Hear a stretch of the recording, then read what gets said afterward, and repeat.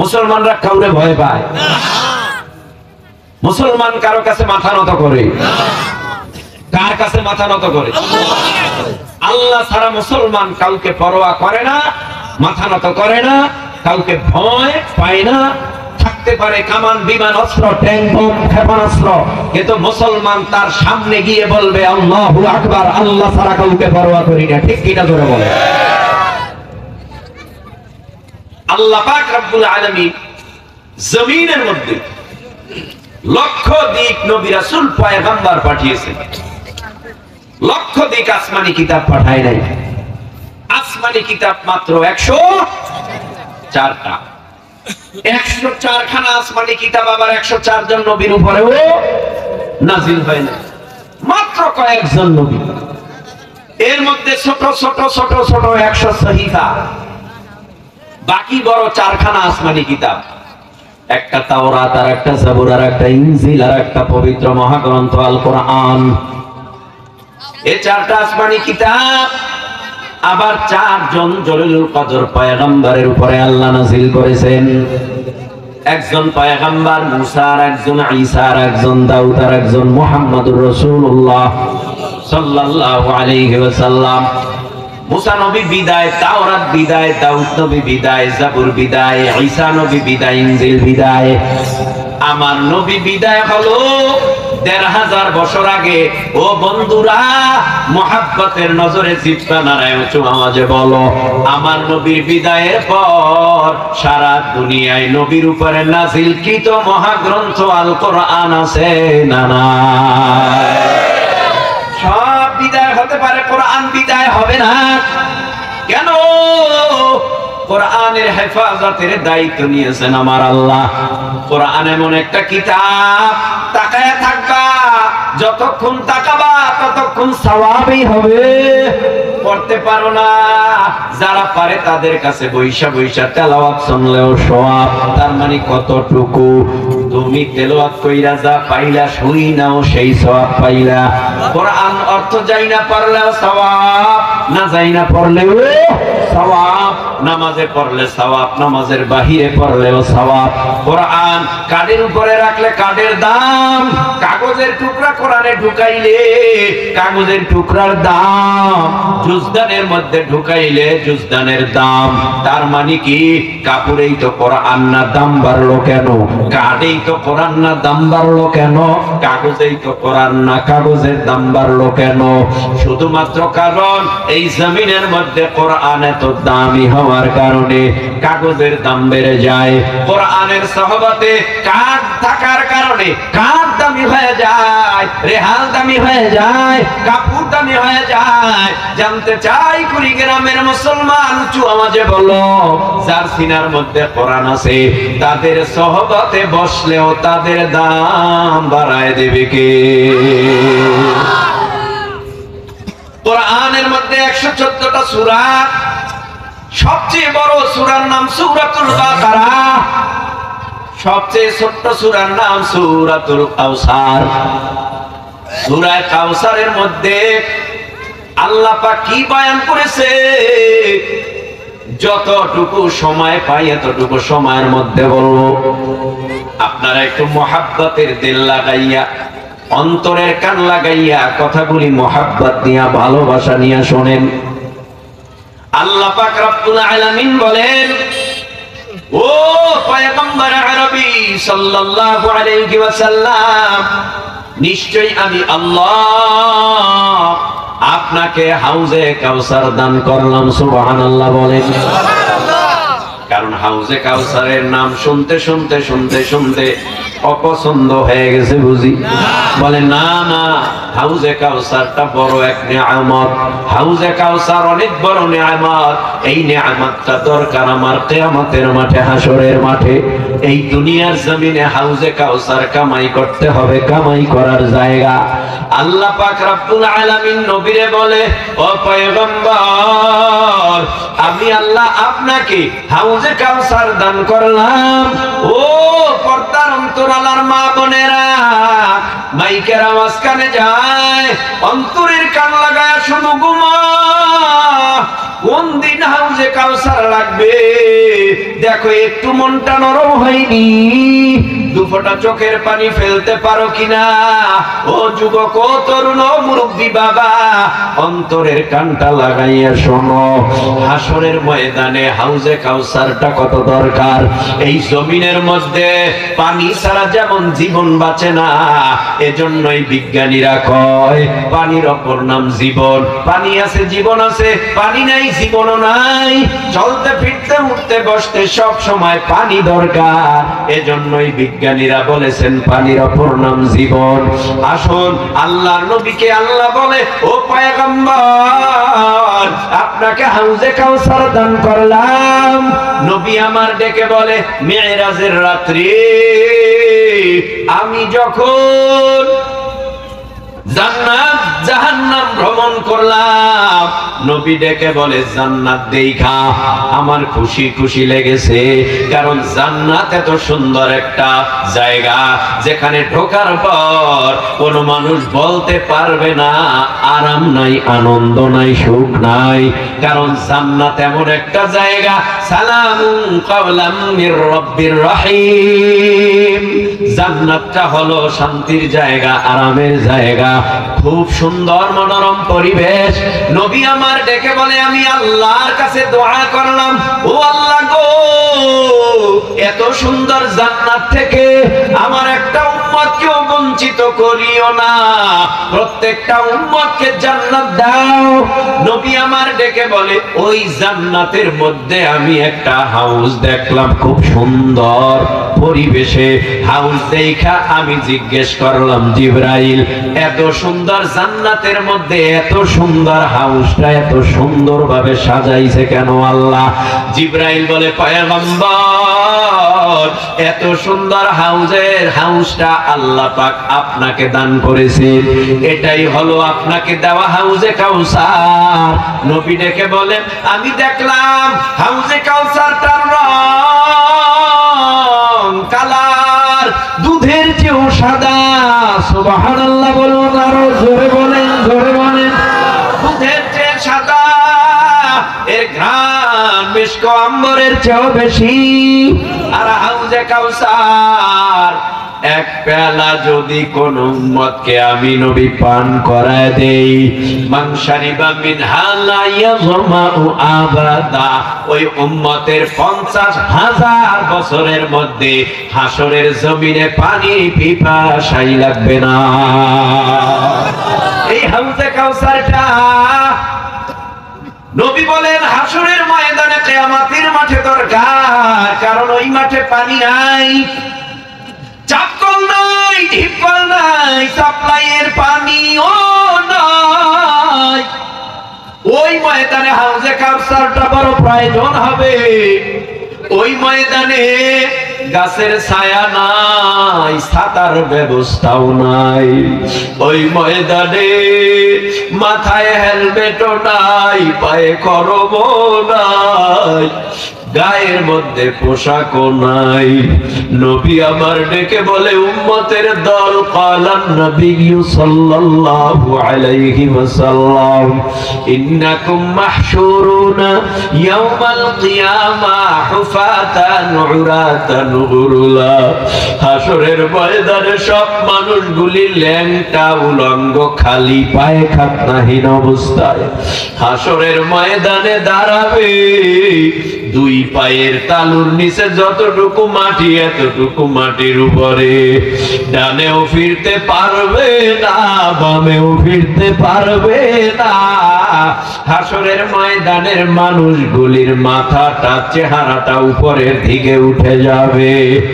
আল্লাহ পাক বলবে, সূর্য 9,30,00,000 মাইল দূর থেকে জমিনে তা দিয়েছিলি, দুনিয়ার থেকে 13 লক্ষ গুণ বড় সূর্যকে আমার আল্লাহ আদেশ করবে।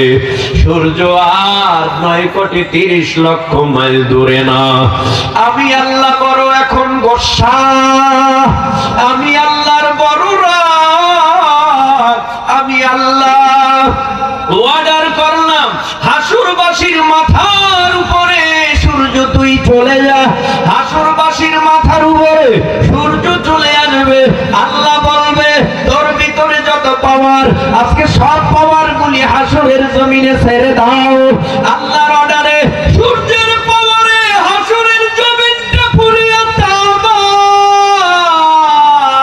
তামার সাথে হাসরের জমিনের তুলনা কেন?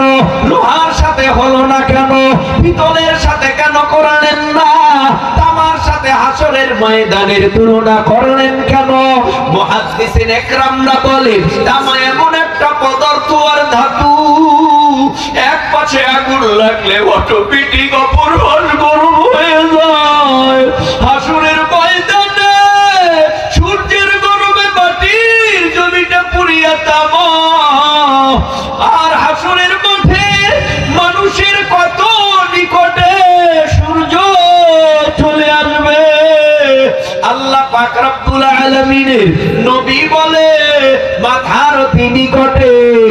ব্যাখ্যা যারা করেছেন তারা বলেন হাসোয়া হাত আধ হাত মুঠো মাথার উপরে সূর্য চলে আসবে। আল্লাহ বলবে সূর্য পাওয়ার স্যার।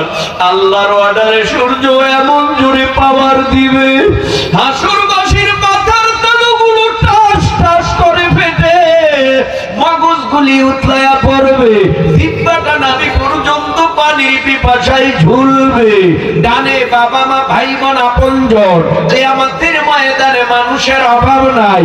ঘাড় ফিরাইতে কেউ পারবে না, বলতেও পারবে না বাঁচাও বাঁচাও বাঁচাও, আমারে পানি দাও।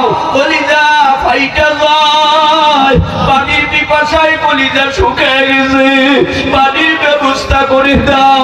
কে কার কথা শুনবে?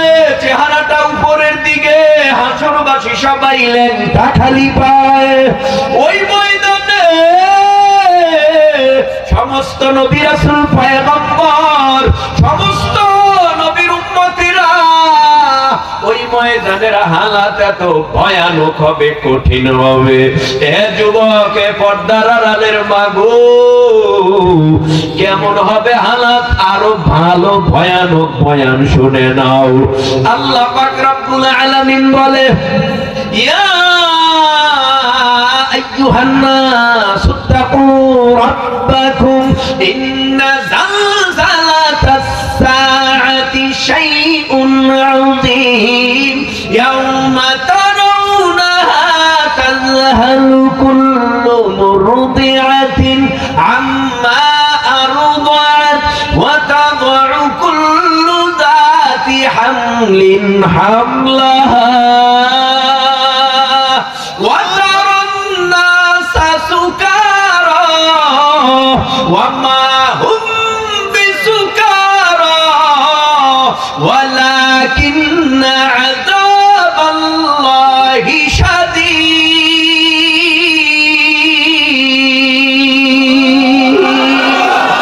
আল্লাহ বলেন ইয়া আইয়ুহান নাস ইত্তাকু রাব্বাকুম, এ গোটা পৃথিবীর মানব মণ্ডলী, মানব জাতিরা, তোমরা আমি আল্লাহকে ভয় করো। কেন ভয় করবা জানো? ইন্না যালযালাতাস সাআতি শাইউন আযীম, কিয়ামতের প্রকম্পন, ভূমিকম্প বড় মারাত্মক। ওই ময়দানে দুধদাইনি মা দুধের বাচ্চাকে ভুলে যাবে। এই জমিনের মধ্যে নজর করে দেখবেন মার মতো আর কেউ ভালোবাসে না। বাবাও না, দাদাও না, নানুও না, দাদুও না, দাদাও না, কেউ ভালোবাসে না মায়ের মতো। মা যদি নজর করে তাকাইয়ে দেখে সন্তানটা ভালোবাসো, তখন মা সহ্য করতে পারে না। চোখের পানি ফালাইয়া এই অসহায়ত্ব দূর করার জন্য সন্তানের মা পাগল হয়ে যায়। যদি সন্তানের গায়ে জ্বর উঠে যায় তখন মা পাগল হয়ে যায়। কেমনে সন্তানটাকে জমিনের মধ্যে সুস্থ করা যায়? সন্তানটা যদি জমিনের মধ্যে আগুনের মধ্যে পড়ে, তখন ওই আগুনের মধ্যেও মা ঝাঁপ দিতে দ্বিধা করে না সন্তানকে বাঁচাইবার জন্য। পানির মধ্যে যদি সন্তান হাবুডুবু খায় এমন কোন মা নাই। এই অবস্থা তাকায় তাকায় দেখে, কারণটা কি? মাও তখন পানিতে ঝাঁপ দেয়, নিজের জীবন বাঁচবে কি বাঁচবে না এই খেয়াল খবর তার মধ্যে তখন থাকে না। এ আল্লাহর গোলাম, ওই হাসরের ময়দানে এই মা আমারে চিনলেও পরিচয় দিবে না, আমারে বলবে না তুই আমার ছেলে।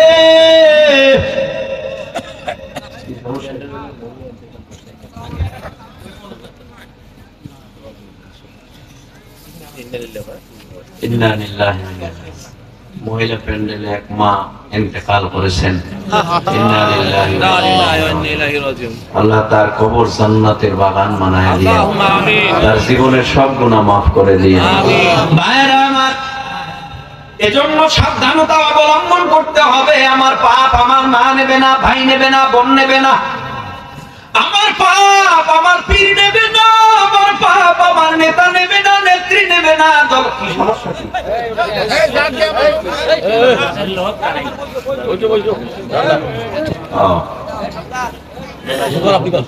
আপনাদের কোনো সমস্যা? খামুশান মাহফিল চলুক, এটা স্যার এই মাত্র কয়েক মিনিট সময় দেন আমারে, আমি কথাটা শেষ করব।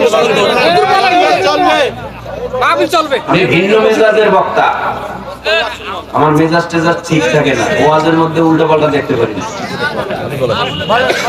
ভাইরা আমার,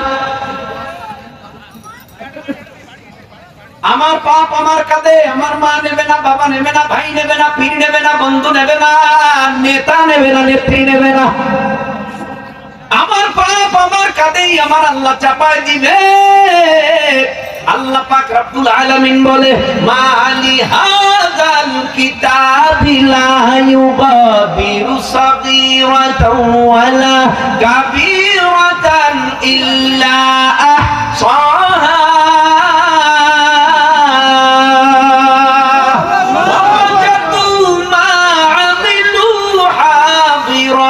ওয়ালা ইয়াযলিমু রাব্বুকা আহাদা।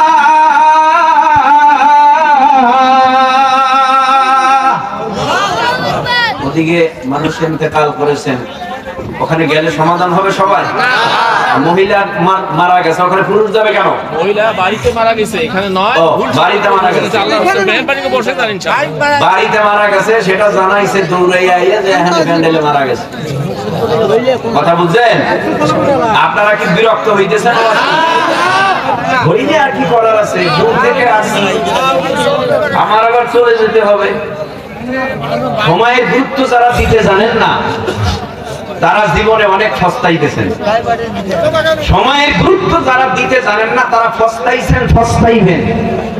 সময়ের অনেক দাম, অনেক দাম। একটা মিনিটের জন্য, একটা সেকেন্ডের জন্য ফাঁসির কাস্টে ফাঁসি ঝুলে না। কথা বলেন না কেন?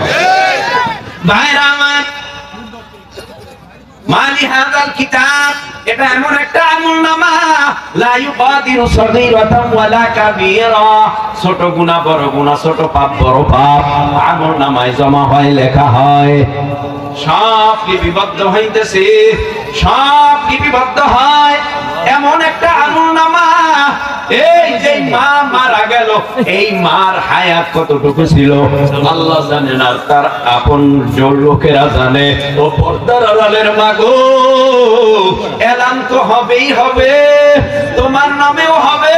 ও মা, আমার নামেও হবে, মাইকের আলান হবে, ইন্না লিল্লাহ পড়বে, বাস কাটবে, বড়ই পাতা দিয়া গরম পানি করবে, কাপনের কাপড় সারা শরীরে পেঁচাবে, এরপরে কবরে রাখবে। যদি যারা পরিমাণ গুনাহ নিয়ে ওই কবরে যায়, ওই কবরের দুই পাশের মাটির চাপ কেমনে গুনাহগারেরা সহ্য করবে? কেমনে জাহান্নামের সাপের আঘাত সহ্য করবে? কেমনে জাহান্নামের আগুন ধাউ ধাউ ধাউ ধাউ করে জ্বলবে? কেমনে জাহান্নামের আগুন সহ্য করবে? কেমনে গুনাহগারেরা গুরজার বাড়ি সহ্য করবে?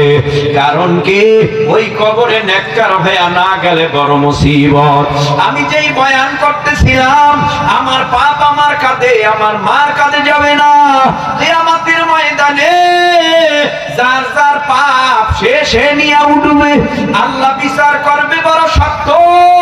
ফামান ইয়ামাল মিসকালা যাররাতিন খায়রান ইয়ারা ওয়া মান ইয়ামাল মিসকালা যাররাতিন শাররান ইয়ারা।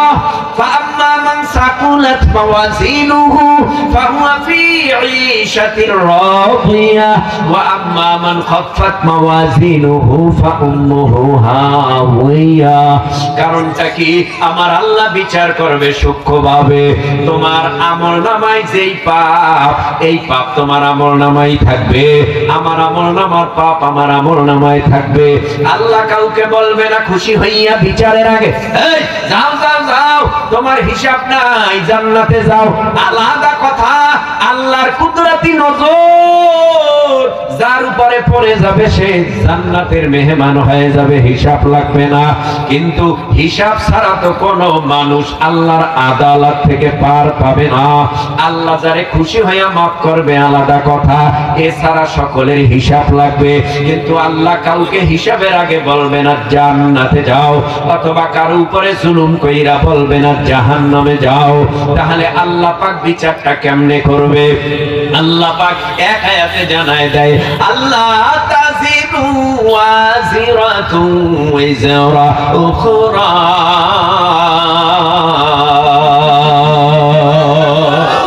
আল্লাহ পাক রব্বুল আলামিন বলেন, তোমার কৃতকর্মের ফলাফলে তুমি যদি জান্নাতি হও জান্নাত পাইবা, কৃতকর্মের ফলাফলে যদি তুমি জাহান্নামী হও জাহান্নামে যাইবা।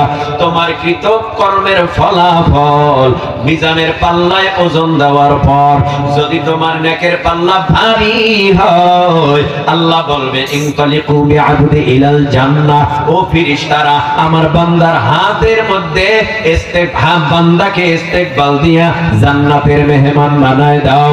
আর যারা আমল নামায় গুনাহ বেশি, নেকের পাল্লা হালকা, গুনার পাল্লা ভারী, আল্লাহ বলবেন ওয়া আম্মা মান খাফফাত মাওয়াজিনুহু ফাউম্মুহু হাওয়িয়া ইনতালিকু বিআবদি ইলান নার। ও ফেরেশতারা, তোমরা দেরি করিও না, এই নাফরমানকে কবরে গলায় পায়ে হাতে জাহান্নামের আগুনের শিকল লাগায় দাও। জাহান্নামের আগুনের শিকল লাগাইয়া টানতে টানতে টানতে টানতে টানতে টানতে জাহান্নামের ভিতরে নিয়ে যাবে।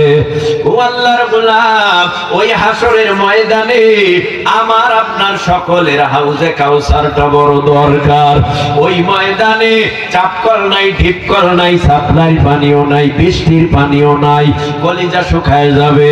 নবী যাদেরকে ডাকবে উম্মত আয় আয় আয় আয়, আল্লাহ পাক আমার হাতে একটা বরকতপূর্ণ পানি দিয়েছে, শরবত দিয়েছে, নেয়ামত দিয়েছে।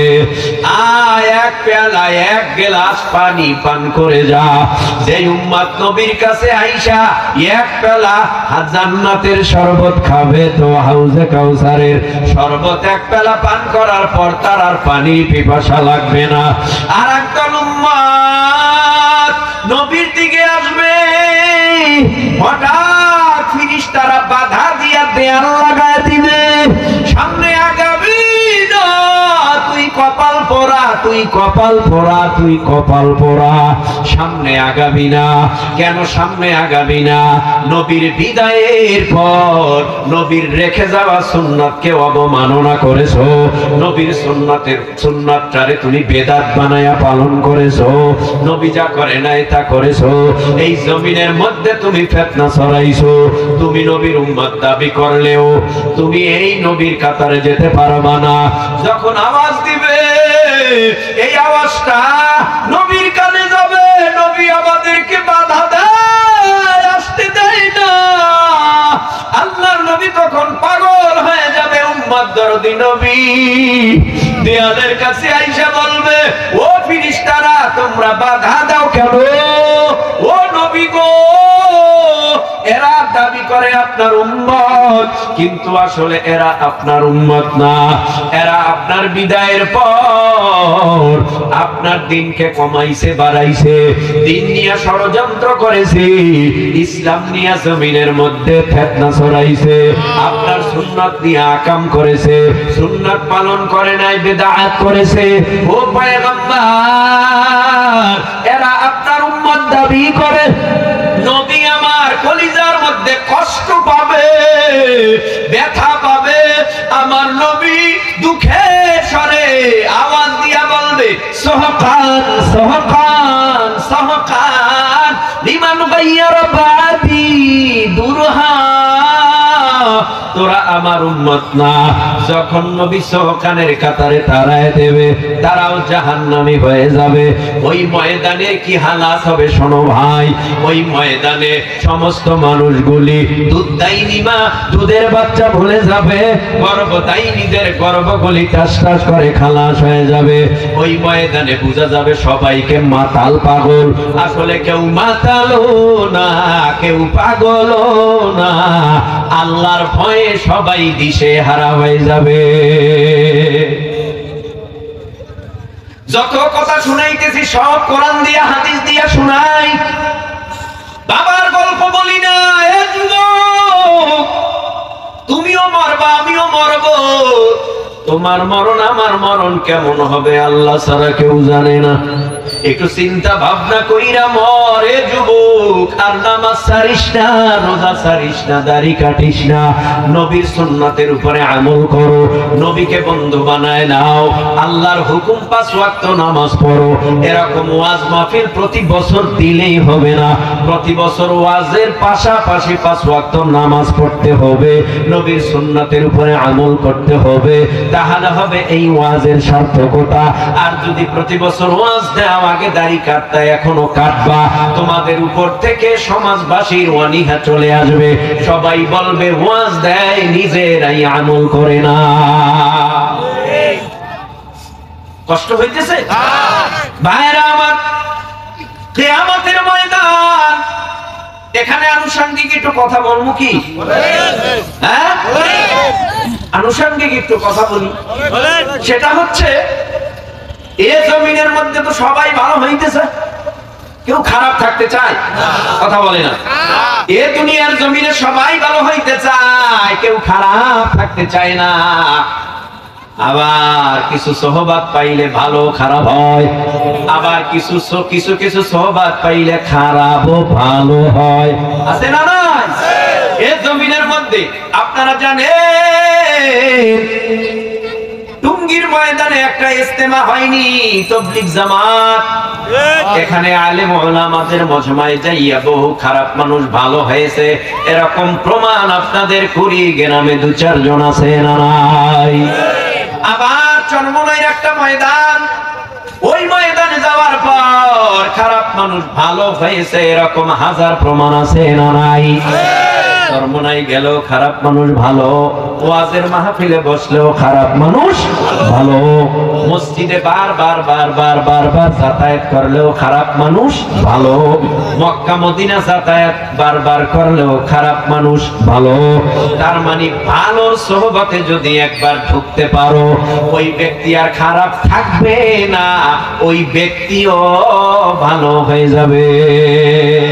আতরের দোকানে গেছো, হঠাৎ করে তোমার নাকে আতরের ঘেরান আসে, তুমি কও আমি তো এই ঘেরান আগে চাই না, কিনবো তারপরে। কয় না, আতরওয়ালা ডাক দিয়া কয়, কারণ এটা আতরের দোকান, মেজাজ খারাপ করে লাভ নাই। তোমার যত কোয়ালিটির আতর দরকার সব কোয়ালিটির আতর আছে, তবে আমি যেই স্যাম্পলটা লাগাই দিছি এটা আমার কাছে বড় ভালো।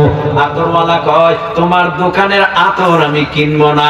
আতরওয়ালা মোহাব্বত কইরা তার একটু ঘষা লাগাই দিছে, এখন যেখানেই যায় সেখানেই আতরের ঘ্রাণ। চরমনাই ময়দানে যাইতেছে, আল্লাহ ওয়ালিদের সাথে ঘষা খায় আছে, আল্লাহ ওয়ালিদের সাথে ঘষা খাইয়া আসার পর যার যার গায়ে সে ঘষা লাগায় সেও ভালো হয়ে যায়। কি আজীব ব্যাপার, কি আজীব ব্যাপার। এখন আবার আমারে দালাল টালাল কইয়েন না, খবরদার। কারণ এগুলি শুনতে শুনতে শুনতে শুনতে শুনতে শুনতে এখন বড় হইছি। এখন একটু কথা বলি, আপনারা মোহাব্বতের নজর দিয়ে শুনেন। আমি জানি এখানে এক দলের লোক না, এক পীরের মুরিদ না, এক রাজনৈতিক ব্যানারের না, ভিন্ন ভিন্ন রাজনৈতিক ব্যানারের লোক, ভিন্ন ভিন্ন পীরের মুরিদ, ভিন্ন ভিন্ন ভিন্ন ভিন্ন দলের আমরা। কিন্তু জবাব চাইয়ে ভিন্ন ভিন্ন রাজনৈতিক ব্যানারের লোক, ভিন্ন ভিন্ন ভিন্ন ভিন্ন পীরের মুরিদ। একটু মহাব্বতে জিহ্বা নাড়ায় উঁচু আওয়াজে বলো, আমগো কালেমা আলাদা না এক, আমগো কোরআন এক, কাবা এক, আল্লাহ এক। আমাদের সব যদি একই হয় ভালো কথাগুলি বলবো। এই দেশের মধ্যে ইসলামিক যত দল আছে, আমি আজকেও কার সাথে জানি আলোচনা করেছি, ইসলামিক যত দল আছে, জামাত, চরমনাই, জমিয়ত, খেলাফত, আরো যত দল বাংলাদেশে আছে, আমি মনে করি সব যদি এক হয় এই দুনিয়ার জমিনের মধ্যে, বাংলার জমিনে দখলদারদের ঠাঁই হবে না। এক যদি হইতে পারে সবাই চিন্তা করবে বিপদ, আর বেঈমানেরা থরথর করে কাঁপবে।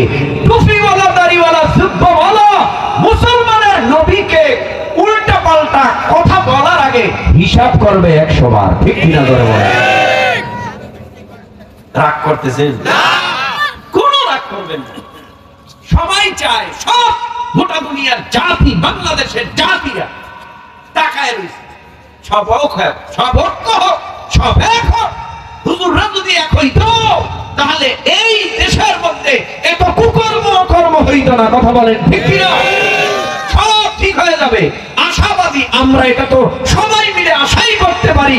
এদেশের হুজুর ভিন্ন ভিন্ন দলে থাকলেও আশাবাদী, আজ না হয় কালেরা ঐক্য হবে দ্বীনের সাথে, ইসলামের সাথে, কোরআনের সাথে। ঠিক কিনা ধরে বলে? দোয়া করেন নি যায় নামাজে বই? ইনশাআল্লাহ। কি দোয়া করেন? পরনিন্দা কইরা দিশাপান নামিয়া 4-5 জন এক জায়গায় বইলে যে গল্প শুরু করেন, এই যে গিবাত হইতেছে এটাও তো খবর নাই। আর বড় বুজুর্গ মনে করি, হ্যাঁ কপালে দাগ করছে, জিকিরের টান তো কম দেই না, সব ঠিক আছে। ওইদিকে দেখবেন সুদও খায়, ঘুষও খায়, মিথ্যাও বলে, পরের জমি ঢেলে। আপনাদের দেশের মানুষ সব আল্লাহওয়ালা বানাইত হয়ে গেছে। মরহুম কুতুবুল আলম সৈয়দ ফজলুল করিম রহমতুল্লাহ আলাইহি সব আল্লাহওয়ালা তুলে বানাই রেখে গেছে। কিন্তু এর ভিতরে 2-4 জন খারাপ নাই? কথা কয় না? ভাই গীবাত যে কি জিনিস, এটা যদি আপনি আসলে এটা সাজা দেখতেন, জীবনে গীবাত তো করতেন দূরের কথা, আপনি মানুষের ভিতরেই থাকতেন না, দূরে কোথাও চলে যেতেন। কারণ মানুষের ভিতরে থাকলেই গল্প, মানুষের ভিতরে থাকলেই মিথ্যা, মানুষের ভিতরে থাকলেই ওর বদনাম, এর বদনাম, ও এই কুকাম করছে, এই কুকাম করছে, এই সেই কইরা আপনি জীবনটারে ধ্বংস বানায় ফেলাইতেছেন। ভাই আপনি ওয়াদা করেন, ওয়াদা করেন। ওয়াজ তো শুরু থেকে এই পর্যন্ত কম করলাম না, অনেক বয়ান করলাম। এই বয়ানের ফলাফলে কি হবে? যদি এখনো সুদ খান, যদি এখনো ঘুষ খান, যদি এখনো পরনিন্দা করেন, যদি এখনো গীবাত করেন, যদি এখনো অন্যায় করেন, অপরাধ করেন, পরের জমি ঠেইলা নিজের জমি বাড়ান, কি হবে সেজদা দিয়া? কি হবে বারবার মক্কা মদিনা হজ কইরা? কি হবে এই জমিনে তাহাজ্জুদ আর ইশরাক আর আওয়াবিন পড়িয়া জিকির করিয়া? কোনো লাভ হবে না, সব ধ্বংস হয়ে যাবে। ঠিক কিনা জোরে বলেন? আল হক মুররুন, হক কথা দিতে আছে, ওটা সেও বেশি। আমার ভাইও মহব্বত করবে না, আমার বোনও মহব্বত করবে না, আমার বাবাও মহব্বত করবে না, আমার ভাইও মহব্বত করবে না, আমার দলপতি মহব্বত করবে না, আমার পীর মহব্বত করবে না, কেউ আমাকে মহব্বত করবে না। কারণ হক কথা এমন জিনিস, যদি কলিজায় লাগে বরদাস্ত করতে পারে না। কিন্তু হক কথা তো এটা অপারেশনের থিয়েটারে ঢুকানো হয়। হক কথা এমন জিনিস, যেমন অপারেশনের থিয়েটারে ঢুকানোর পরে অস্ত্রোপচার করা হয়, সে যেমন জবান দিয়া কথা বলতে পারে না, হক কথা এমনই এফেক্ট করে অন্তরের ভেতরে, এমন ভাবে আঘাত করে সহ্য করতে পারে না, কিন্তু সহ্য করা দরকার। সহ্য না করলে তুমি হালাক হয়ে যাবা। ভালো হতে হলে তোমার ধৈর্য ধরে শুনতে হবে, সহ্য করে শুনতে হবে। ঠিক কিনা জোরে বলে? আল্লাহ বুঝার তৌফিক দেন, বলেন আমিন। তাহলে আমি কি বুঝাইলাম কাউসারের ব্যাপারে? কাউসার